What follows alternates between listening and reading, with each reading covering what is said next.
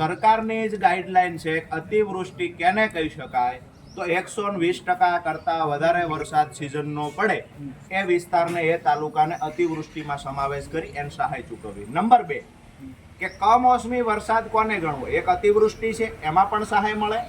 Number 2 કે કમોસમી વરસાદ સપ્ટેમ્બર એટલે કે 15 સપ્ટેમ્બર પછી જો ઓક્ટોબર સુધીમાં 2 ઇંચ કરતાં વધારે વરસાદ પડે તો આ વિસ્તારમાં તૈયાર થયેલો ખેડૂતોનો પાક જતો રહે, આવું સરકાર અને કૃષિ વિભાગ સ્વીકારે છે. તો ઓક્ટોબર મહિનામાં અહીંયા માળિયા તાલુકામાં 4.5 ઇંચ વરસાદ પડ્યો, પાક જતો રહે કે ના જતો રહે? ખેડૂતોનો તૈયાર થયેલો પાક સાહેબ જતો રહ્યો. મારી પાસે એવા પણ આંકડા છે જ્યાં 80% વરસાદ માત્ર સિઝનનો પડ્યો છે, ત્યાં સરકાર દ્વારા સહાય ચૂકવવામાં આવી. અહીંયા 165% વરસાદ એટલે કે 80ના ડબલ કરતાં પણ વધારે.